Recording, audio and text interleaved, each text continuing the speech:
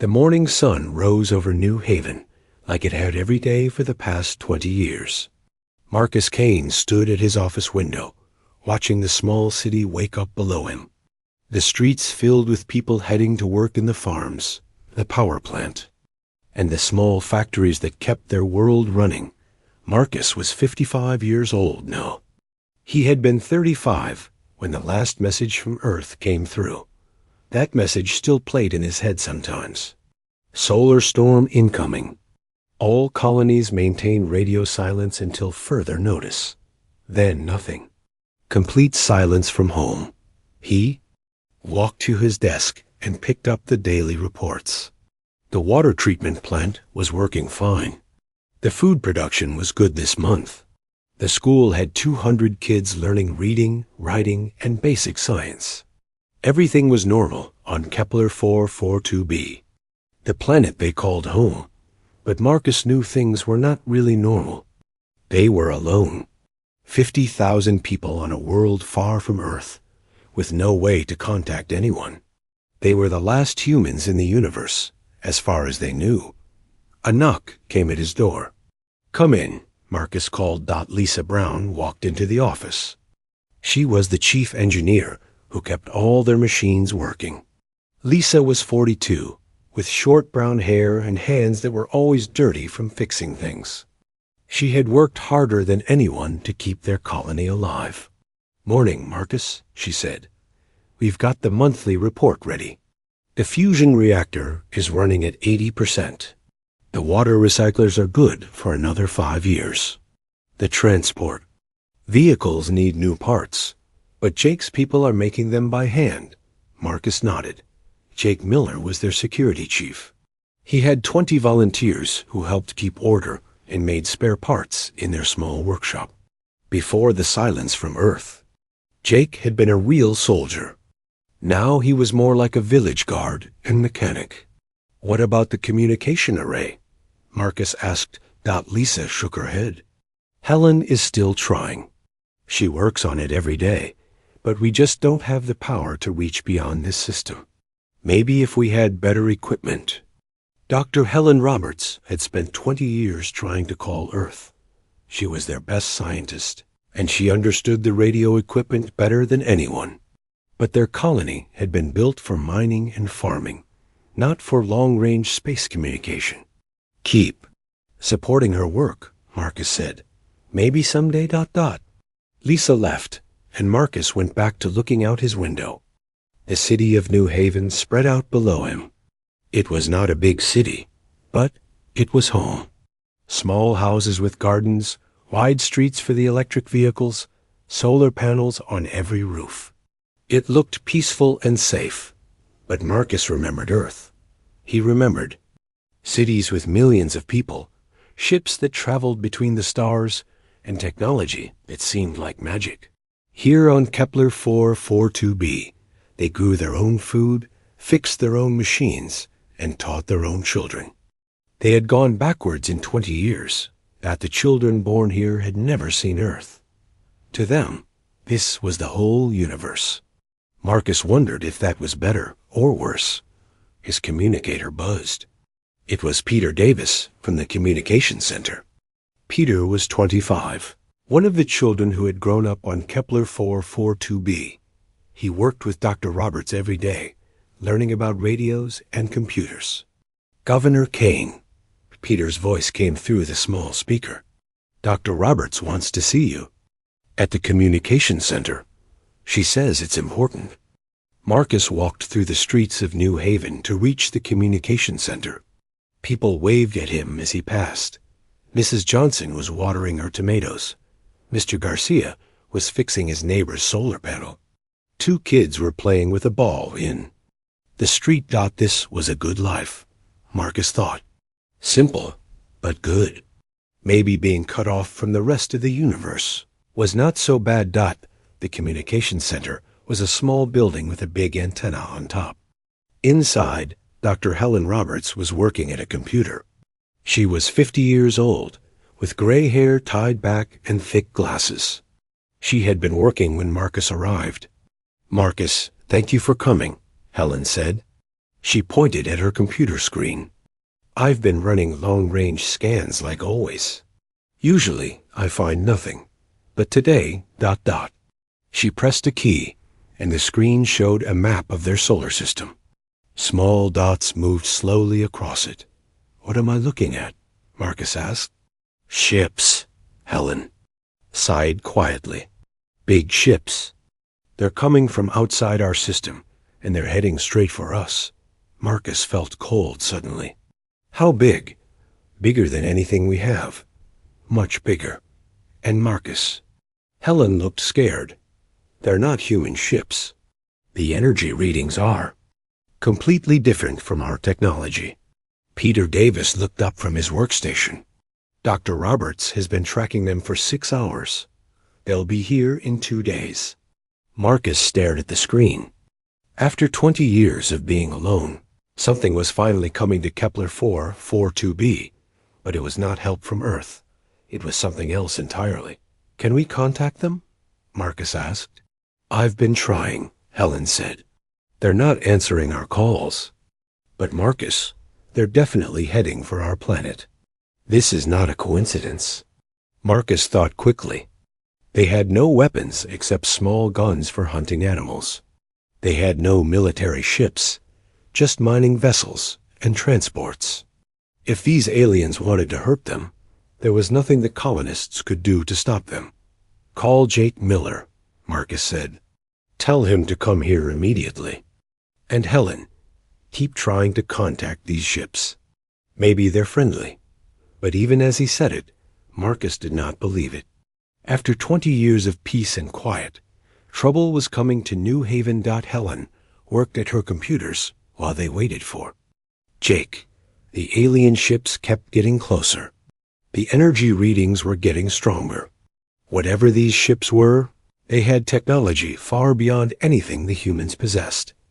Jake Miller arrived 15 minutes later. He was a big man with short gray hair and scars on his hands from his years as a soldier.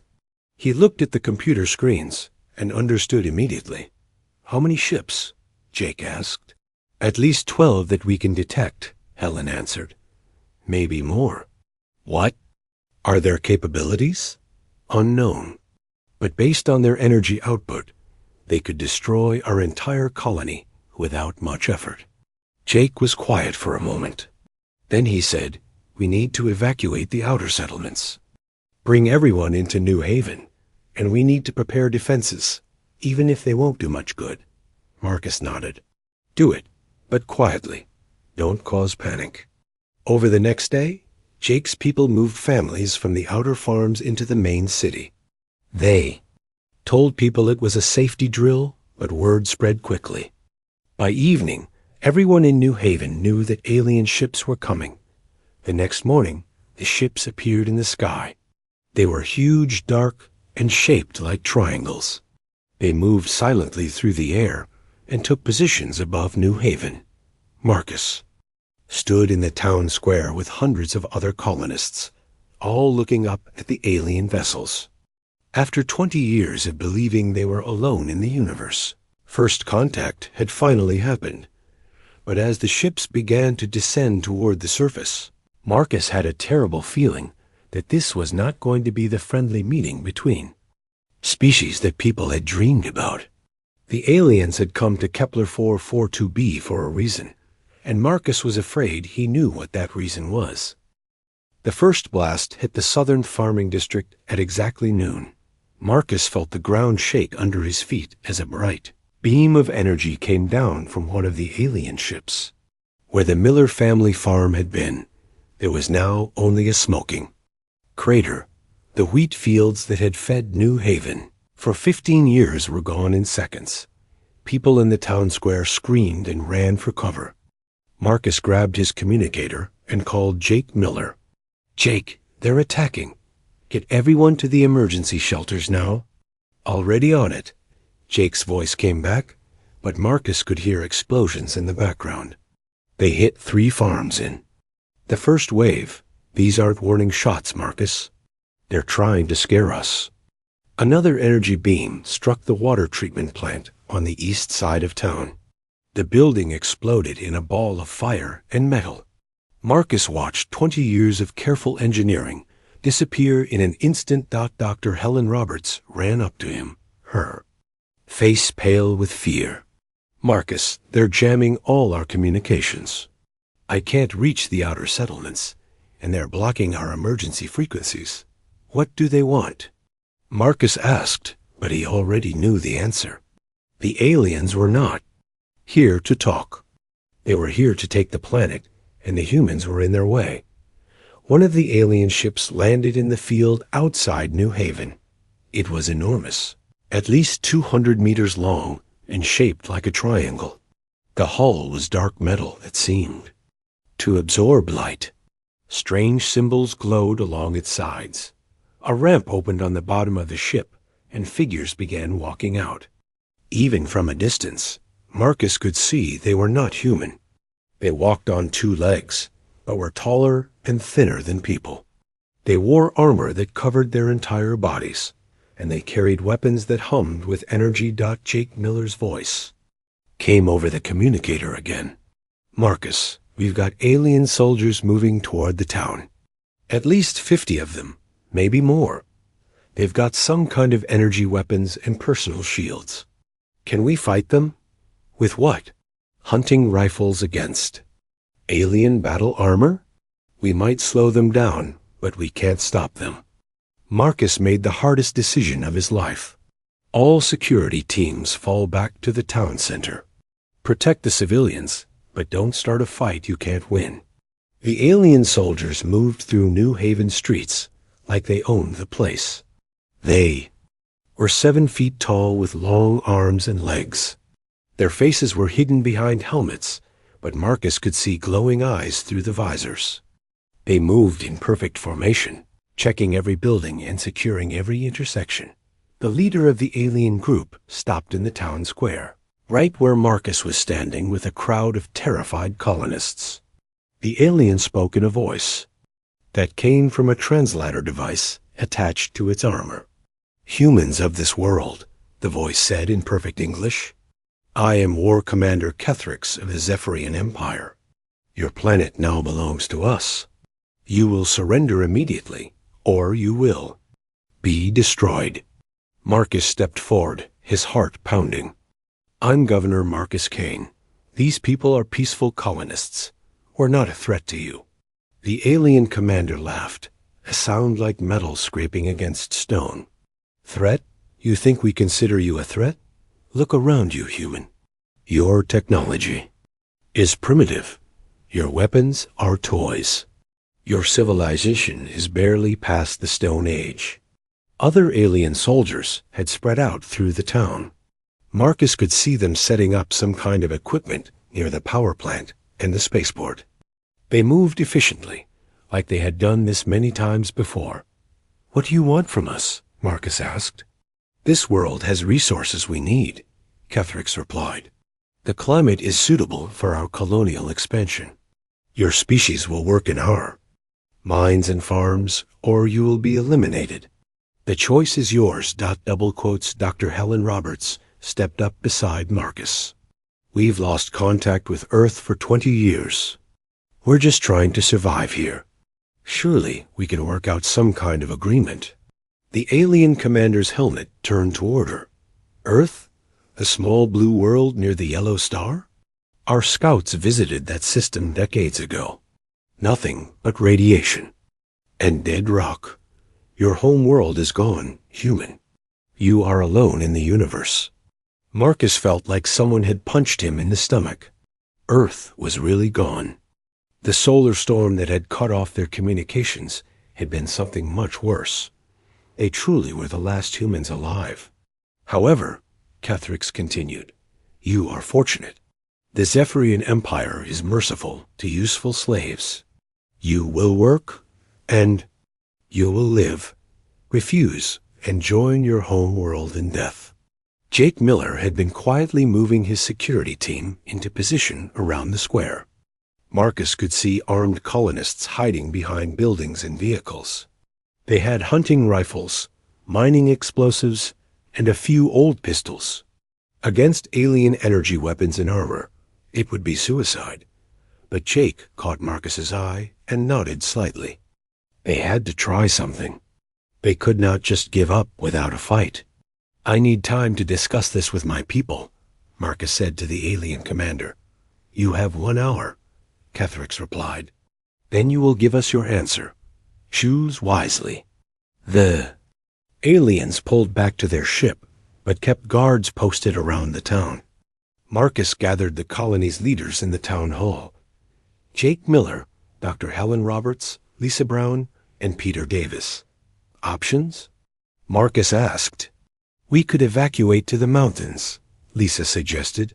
The mining tunnels could hide a lot of people. 4.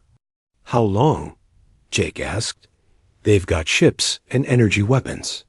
They'll find us eventually. Dr. Helen was working on a portable computer. I'm trying to boost our emergency beacon.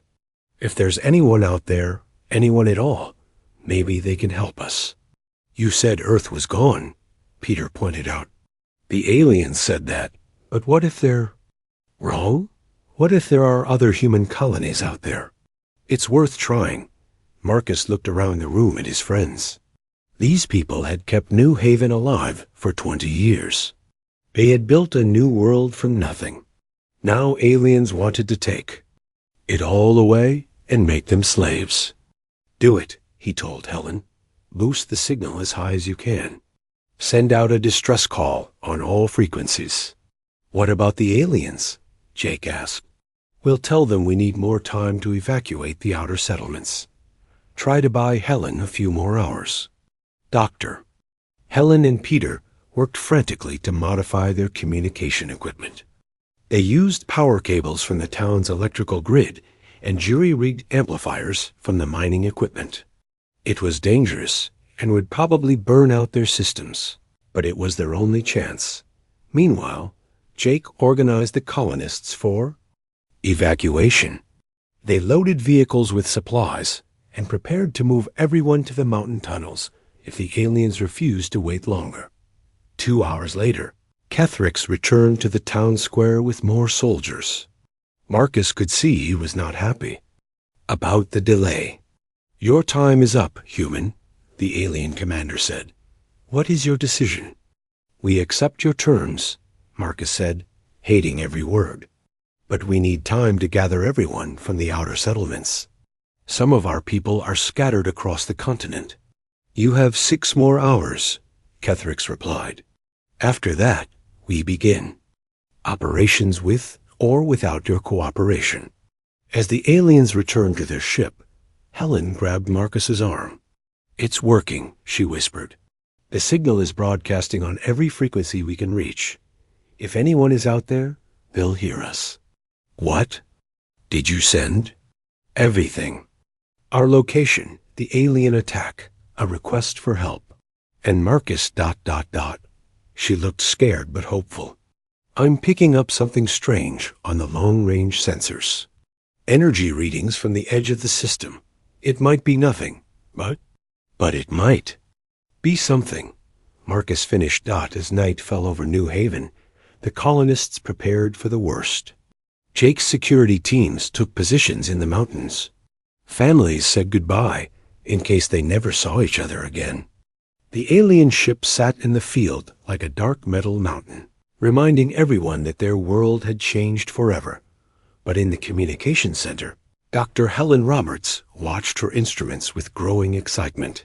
The energy readings from the edge of the system were getting stronger.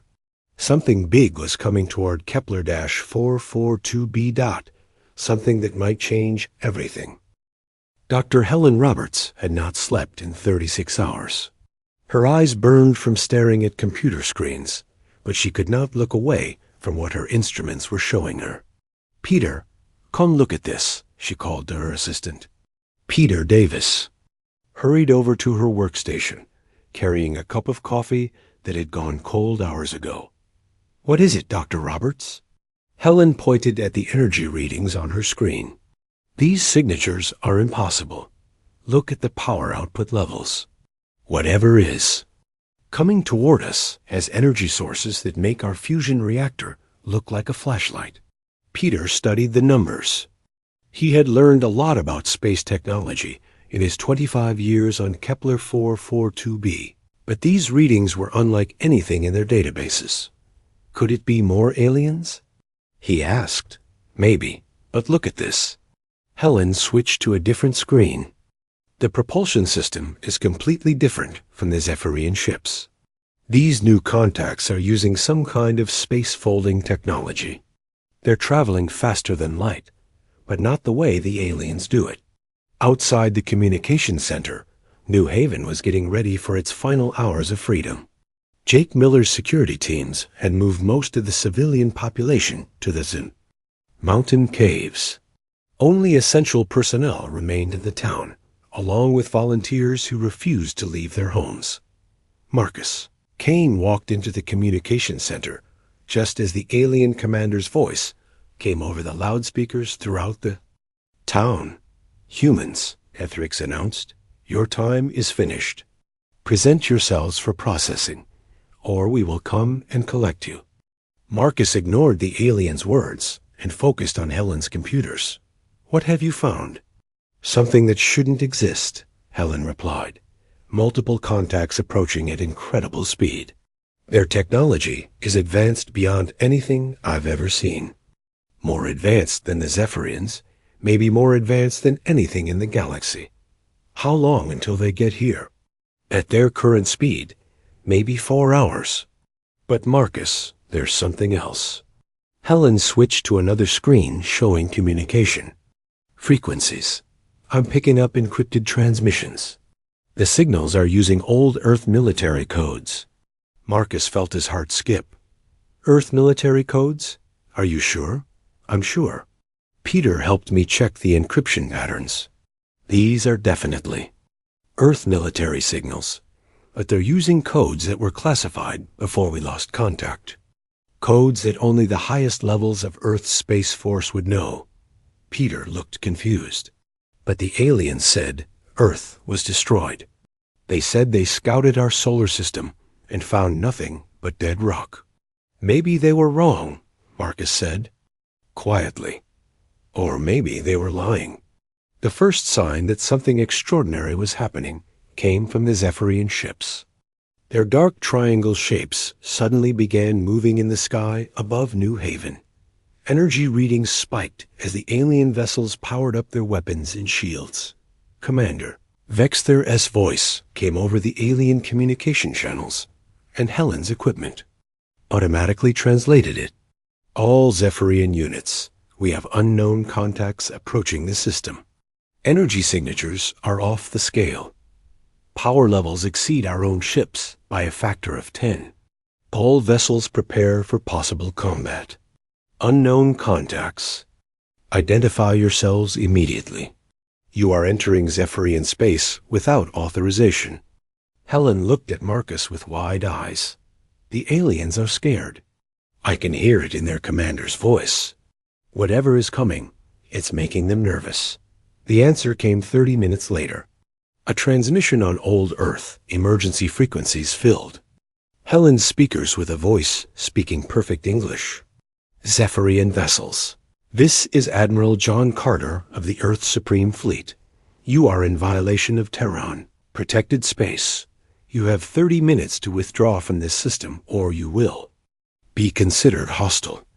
The communication center fell silent. Marcus, Helen, and Peter stared at each other in shock. Earth's Supreme Fleet? Peter whispered. But how is that possible?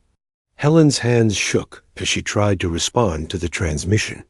Unknown Earth vessel. This is Dr. Helen Roberts of New Haven. Colony on Kepler 442b. We are human colonists under attack by the Zephyrian Empire. Please confirm.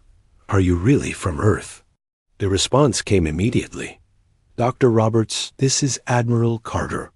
We received your distress signal. We are indeed from Earth, and we are here to assist. Please stand by for tactical operations. Marcus grabbed the microphone.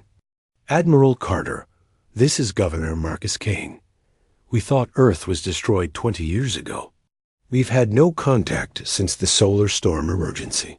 Governor Kane, there is much we need to discuss, But first, we have a situation to resolve. Please ensure all colonial personnel are in secure locations. We are about to engage the hostile forces. Through the windows of the communication center, they could see the Zephyrian ships moving into attack formation. Energy weapons began charging, and the alien vessels prepared to fight whatever was coming from the edge of the system. But Commander Vexter was also trying to communicate with the approaching Earth ships. His translated voice came through Helen's. Equipment again. Earth vessels, you claim authority over this system, but our intelligence indicates your species was eliminated decades ago. This world belongs to the Zephyrian Empire by right of conquest. Admiral Carter's response was calm and professional. Commander, your intelligence is incorrect. This system has been under Terran protection for the past 15 years. Your presence here constitutes an act of war against the Terran Federation. Terran Federation? Helen said. What happened to Earth while we were gone? Marcus was wondering the same thing. The Earth they remembered had been divided into hundreds of nations, constantly fighting among themselves. Now there was apparently a unified Terran Federation with something called a Supreme Fleet. The Zephyrian commander was getting angry. Impossible. Our scouts found nothing in the Sol system but radiation and debris. Your world is dead. Your? Scouts found what they were meant to find, Admiral Carter replied. Earth is very much alive and very much aware of your Empire's activities in this region. You have 15 minutes to withdraw. Commander Vexter's response was predictable. The Zephyrian Empire does not surrender to primitive species. All units prepare to engage the Earth vessels. Show them the power of our technology. Helen's long-range sensors suddenly lit up with new contacts. Marcus, look at this. 12 massive ships just appeared at the edge of the system. The energy readings are incredible. On her screen, 12 dots represented the Earth vessels. Each one was enormous, much larger than the Zephyrian ships. Their power signatures suggested technology far beyond anything the colonists had imagined. Possible. Peter was monitoring the communication frequencies. I'm picking up tactical communications between the Earth ships. They're using quantum encryption, but I can catch fragments. It sounds like they're not taking the Zephyrian threat seriously. What do you mean? Marcus asked. Listen to this. Peter played a recorded transmission. The voice was calm, almost bored. Liberty to Sovereign.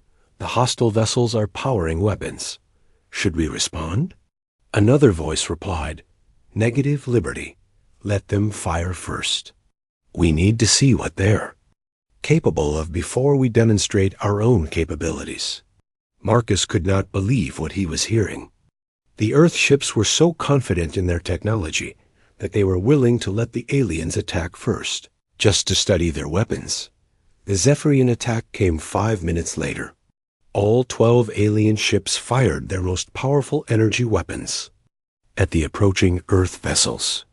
Brilliant beams of plasma and antimatter streaked across space toward the human fleet. The weapons struck the Earth ships and simply disappeared. Energy shields around the human vessels absorbed the alien attacks without any visible effect. The Earth ships did not even slow down. Commander Vexter's voice over the communication channels sounded shocked. Impossible. Our weapons had no effect. All units, concentrate fire on the lead vessel.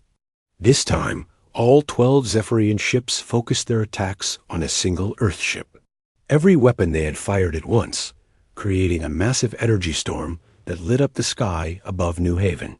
When the light faded, the Earth ship was completely undamaged. It had not even bothered to change course. Admiral Carter's voice came over the frequencies again, and this time he sounded slightly annoyed. Zephyrian Commander, you have demonstrated your weapons. Now we will demonstrate ours. All colonial personnel, take cover immediately. Helen grabbed Marcus and Peter and pulled them away from the windows. Whatever is about to happen, we don't want to be watching directly. The Earth ships finally responded to the alien attack. But instead of the massive energy beams that the Zephyrians had used, the human weapons were precise and controlled. Targeted electromagnetic pulses struck each alien ship, and one by one, the Zephyrian vessels went dark. Their engines stopped, their weapons powered down. Their life support systems continued working, but everything else simply shut off. In less than 30 seconds, the entire Zephyrian fleet was disabled and helpless. Zephyrian vessels, Admiral Carter announced, you are now prisoners of the Terran Federation. Prepare to be boarded. Any resistance will result in the destruction of your ships. Marcus looked at Helen and Peter. After 20 years of isolation, after believing they were the last humans in the universe, Earth had not only survived, but had become more powerful than they had ever imagined. The question now was, what had happened to their home world during those 20 years of silence? The first Earth dropship landed in New Haven's main square exactly 1 hour after the Zephyrian fleet went dark. Marcus Kane stood with Dr. Helen Roberts and Jake Miller, watching the sleek vessel touch down with barely a whisper of sound. Dropship was beautiful. Its hull was silver-white metal that seemed to shimmer in the afternoon sun. It was shaped like a teardrop, perfectly smooth except for the landing gear that extended from its base. No visible weapons, no rough edges, nothing like the brutal angular design of the Zephyrian ships. A ramp extended from the bottom of the craft, and figures in armor began walking out. Marcus expected to see soldiers, but these people looked more like explorers or scientists. Their armor was sleek and lightweight, colored in blues and whites. Their helmets had clear visors that showed human faces underneath. The leader of the group approached Marcus and removed his helmet. He was a man in his 40s, with short brown hair and kind eyes. His uniform had insignia that Marcus did not recognize, but the man's bearing marked him as military. "Governor Kane?" the man asked, extending his hand. "I'm Colonel Nathan Brooks, Terran Federation Marine Corps. Admiral Carter sends his regards and asks if you and your people are unharmed." Marcus shook the colonel's hand, still trying to process what was happening. "We're fine, Colonel.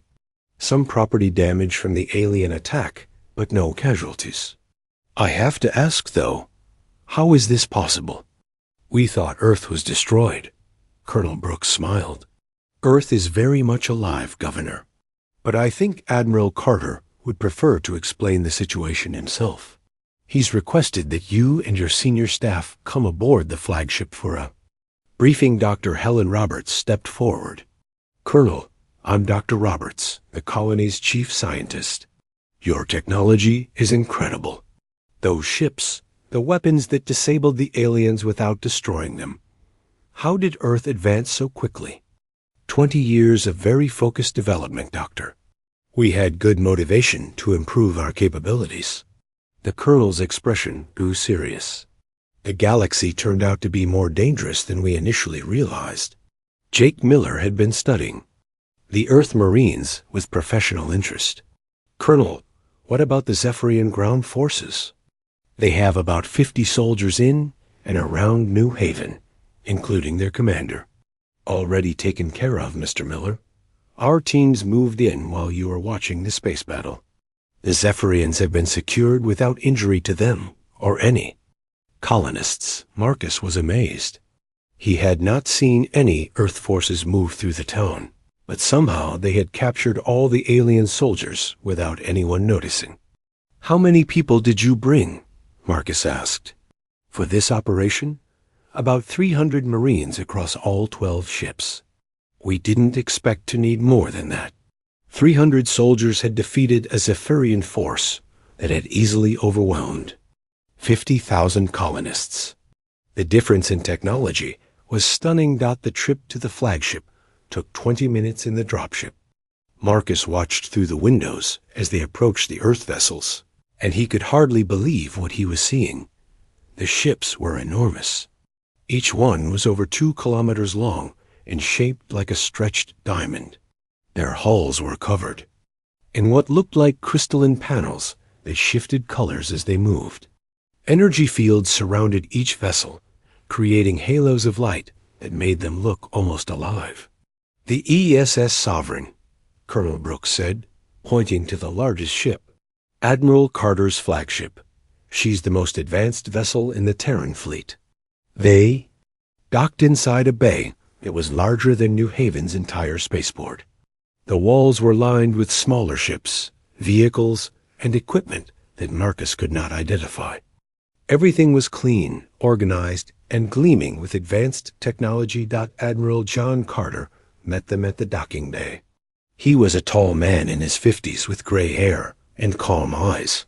His uniform was simple but well made, and he carried himself with the confidence of someone who had seen many difficult situations.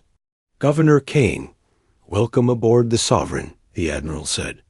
"I apologize for the dramatic circumstances of our meeting, but I'm glad we arrived in time to help." Marcus, Helen, and Jake followed the Admiral through corridors that seemed to stretch forever. The walls were covered with displays showing star charts, ship status information, and communication feeds from across the galaxy. Crew members moved with quiet efficiency, and Marcus noticed that many of them looked very young. They entered a briefing room with a large table and chairs. The walls were covered with screens showing views of space, technical diagrams, and maps of star systems. Admiral Carter gestured for them to sit. "I know you have many questions," the Admiral began. "Let me start with the most important one. Earth was not destroyed by the solar storm 20 years ago. That was actually our first contact with a hostile alien species." Dr. Helen leaned forward. "First contact? But what about the Zephyrians?" "The Zephyrians are small time compared to what we encountered. The species that attacked Earth called themselves the Devourers. They consume entire star systems, turning planets into raw materials for their ships and weapons." Marcus felt cold. "What happened to Earth?" "We survived, but barely. The Devourers destroyed our outer colonies and killed millions of people. But they also did something they probably regret. They united humanity. For the first time in our history, every nation on Earth worked together toward a single goal." Admiral Carter pressed a button, and the screens around the room showed images of Earth.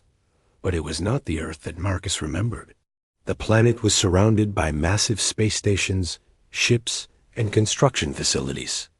The continents were covered with cities that stretched to the horizon. The Terran Federation was formed 6 months after the Devourer attack. Every resource, every scientist, every engineer was focused on one thing: making sure humanity would never be helpless again. "But the colonies," Helen said. "Why didn't you contact us?" "We thought we were alone. You were safer that way." The Devourers track space communications and use them to find inhabited worlds. We had to let the distant colonies stay quiet while we built our defenses. It was the hardest decision we ever made. Jake Miller studied the images on the screens. "Admiral, what kind of defenses are we talking about?" "Your ships disabled the Zephyrians like they were toys. Quantum shielding, plasma fusion drives, artificial intelligence systems, and weapons that can crack continents. We took every piece of alien technology we could find and improved on it. Then we built the Supreme Fleet." The Admiral showed them technical diagrams of the Earth ships. The technology was so advanced that Marcus could barely understand what he was looking at. 12 battle groups, each with 12 ships. That's 144 vessels that can destroy entire fleets by themselves. And Governor Kane, this is just the beginning. The beginning of what? Humanity's expansion into the galaxy. We've been mapping alien civilizations for 15 years. The Zephyrians, the Devourers, dozens of other species that thought they were the dominant powers in this region of space. They're all about to learn they were wrong. Dr. Helen was studying the star charts on the walls. Admiral, how many human colonies are there now? Over 300 worlds, with more being established every month. Most of them don't know about each other. We've kept them isolated for security reasons. But now that our defenses are in place, it's time to bring humanity together. Marcus tried to process what he was hearing. When the colonists had left Earth, humanity had been struggling to establish a few dozen worlds. Now they were apparently a major galactic power. What about the Zephyrians? Jake asked. What happens to them now? They become a client state of the Terran Federation. Their empire will be protected, but they'll follow Federation law and contribute to our collective defense. It's better than the alternative. Admiral Carter stood up and walked to a large screen showing the Kepler 442 system. Governor Kane, you and your people have a choice to make. You can remain on your world with full Federation protection and support, or you can join the greater human civilization we've built. Marcus looked at Helen and Jake. After 20 years of isolation, they were being offered a chance to rejoin humanity. But it would mean leaving behind the simple life they had built on Kepler 4-2b. What would joining the Federation mean for us? Your people would have access to the best technology, education, and opportunities that humanity can offer. Some might choose to stay and help develop Kepler 4-2b into a major colony. Others might want to explore the galaxy, join the fleet, or help establish new worlds. The Admiral walked back to the table. But Governor, there's something else you need to know. The Devourers are still out there. We've pushed them back, but they're rebuilding their forces. The war isn't over. Marcus felt a chill run down his spine. Are you saying Earth is still in danger? Earth itself is safe now. We've built defenses that can stop anything the Devourers can throw at us. But they're moving toward the galactic core, consuming worlds as they go. Eventually, we'll have to stop them permanently. Dr. Helen looked worried. What does that mean for colonies like ours? It means humanity needs to be strong and united. The more worlds we protect, the more people we have working together, the better our chances of ending this threat forever. The briefing continued for 2 more hours. Admiral Carter showed them maps of human space, explained the Federation government, and described the technology that had made. 1 year later, Marcus Kane stood on the observation deck of New Haven's new orbital station, watching cargo ships move between the planet and the massive construction platforms that surrounded it. Kepler 4-2b had become one of the busiest worlds. In the outer colonies, a hub of trade and development that connected dozens of star systems. The transformation had been incredible. Where once there had been a small farming colony of 50,000 people, there was now a thriving world with over 2 million residents. The original colonists had been joined by Federation citizens, former Zephyrian refugees, and immigrants. From across human space. Dr. Amanda Fox, the Federation's chief science advisor, who had replaced Dr. Helen Roberts as New Haven's research director, joined Marcus at the observation window. The latest reports from the Outer Rim, she said, handing him a datapad. 3 more isolated human colonies found and successfully integrated. A Zephyrian trade delegation requesting Federation membership. And intelligence reports about Devour. Movements near the galactic core. Marcus read through the reports with interest. The Federation had grown from Earth's original 300 colonies to over 800 worlds in just 1 year. Former enemy species, like the Zephyrians, had become allies after seeing humanity's true capabilities. The galaxy was changing rapidly. Any word from Dr. Roberts? Marcus asked. She's doing excellent work with Admiral Carter's research division. They've developed new weapons that can disrupt Devourer ships from inside their own dimensional space. The war is going better than anyone expected. Marcus nodded, but he knew the real story was more complicated. The Devourers had been pushed, back from human space, but they were still consuming worlds near the galactic center. The Federation was winning battles, but the war was far from over. A communication alert sounded, and the Space Traffic Control Officer's voice filled the observation. "Beck, Governor Kane, we have an incoming Federation patrol ship requesting priority docking. They're carrying diplomatic passengers." "Approved," Marcus replied. "Send them to Docking Bay 7. 20 minutes later, Marcus was greeting unexpected visitors in his office. The first was Captain Rachel Green from the ESS Liberty, one of the ships that had rescued New Haven a year ago. The second was someone Marcus had not seen in person for many months. "Helen," Marcus said, embracing his old friend. Dr. Helen Roberts looked tired but excited.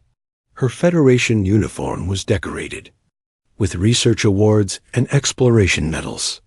"Marcus, it's good to see you," Helen said. "New Haven looks incredible from orbit. I hardly recognized it." "What brings you back to our little corner of space?" Captain Green answered. "Dr. Roberts has made a discovery that could change everything. We need to discuss it with you and your senior staff immediately." An hour later, Marcus sat in New Haven's council chamber with his administrators, Captain Green and Dr. Roberts. The room's holographic display showed a three-dimensional map of the galaxy with dozens of colored markers, indicating human colonies, alien civilizations, and areas of devourer activity. 6 weeks ago, Helen began, our deep space monitoring stations detected something unusual near the galactic core. Energy signatures unlike anything we've seen before, even from the devourers. She manipulated the display, zooming in on a region of space marked with pulsing red indicators.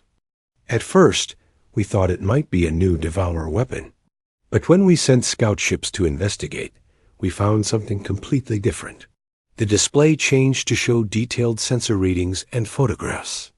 Marcus leaned forward, trying to understand what he was looking at. "What am I seeing?" he asked. "Ancient ruins," Helen replied.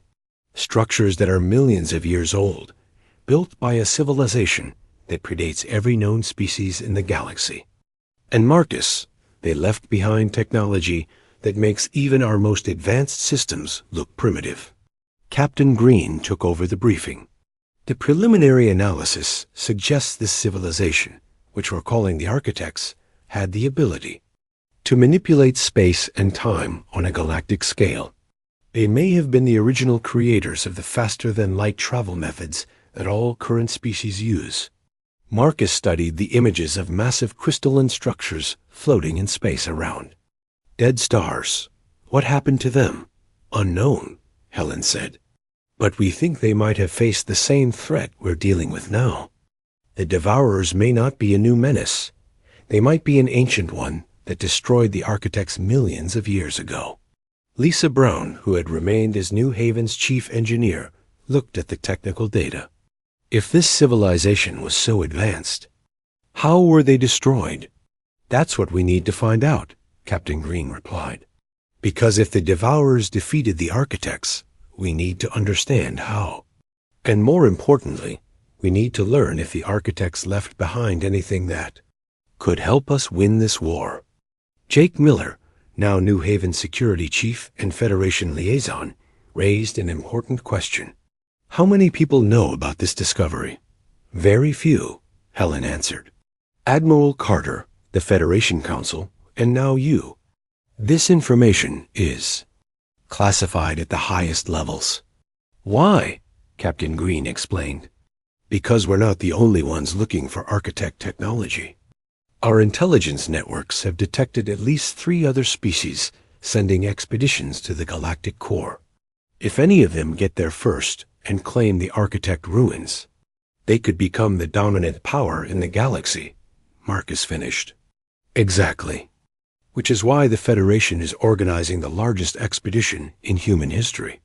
50 ships, including 10 from the Supreme Fleet, scientists, archaeologists, military specialists, and diplomatic teams." Helen looked directly at Marcus. "And We want New Haven to be part of it. Marcus was surprised. What could we contribute that other Federation worlds couldn't? Experience, Helen replied. The people of New Haven survived 20 years of isolation by being adaptable, resourceful, and independent. Those are exactly the qualities we'll need when exploring ruins that could contain technology beyond our understanding. Captain Green added, plus, New Haven has become a symbol throughout human space. The colony that survived alone and then helped unite the Federation. Having your people involved would mean something to everyone participating in the expedition. Marcus looked around the room at his advisors. These were the same people who had helped build New Haven from a struggling outpost into a major colony. Now they were being asked to help explore the greatest archaeological discovery in galactic history. What would this expedition involve? Marcus asked. A 6-month journey to the galactic core, Helen explained. Dangerous, certainly. We'll be traveling through unexplored space, past Devourer territory, to reach ruins that might contain active alien technology. But if we succeed, Captain Green continued, we could find weapons, defensive systems, or scientific knowledge that would guarantee humanity's survival and expansion for the next 1,000 years. Lisa Brown was studying the technical specifications. The engineering challenges alone would be fascinating. Technology that can manipulate time and space? If we could understand even a fraction of it, double quotes, Jake Miller nodded slowly. And if we don't go, someone else might get there first. That could be the end of the Federation, maybe the end of humanity. Marcus walked to the window and looked out at New Haven's bustling capital city. A year ago, this had been a quiet farming community where people worried about crop yields and equipment repairs. Now they were being invited to participate in an expedition that could determine the future of the galaxy. How many people from New Haven would you want? He asked. A full research and support team, Helen replied. Maybe 200 specialists. Engineers, scientists, security personnel, communications experts. People who know how to solve problems with limited resources. And you'd want me to lead the New Haven contingent? Captain Green smiled. Actually, Admiral Carter has a different proposal. He wants you to serve as deputy expedition leader. Your experience governing an isolated colony makes you uniquely qualified to handle the challenges we'll face. Marcus turned back to face the room. His friends and colleagues were watching him with expressions of excitement and concern. This was the biggest decision any of them had ever faced. Give me 24 hours to think about it, Marcus said, and to discuss it with the people who would be going. That evening, Marcus called a general assembly in New Haven's main auditorium. 3,000 colonists attended, including many of the original settlers who had arrived 50 years earlier. He explained the discovery of the Architect ruins and the Federation's planned expedition. The response was immediate and overwhelming. Volunteers lined up to join the mission. Scientists wanted to study alien technology. Engineers wanted to solve impossible problems. Young people wanted adventure among the stars. Even elderly colonists offered to contribute their experience and wisdom. By the next morning, Marcus had his answer. We'll do it, he told Captain Green and Dr. Roberts. New Haven will contribute to this expedition, but I have one condition. What's that? Helen asked. If we discover something that could threaten other species or destabilize the galaxy, we share it with everyone. Humans, Zephyrians, even former enemies. The Architects were apparently the most advanced civilization in galactic history, and something destroyed them. If we're going to avoid their fate, we need to work together. Captain Green considered.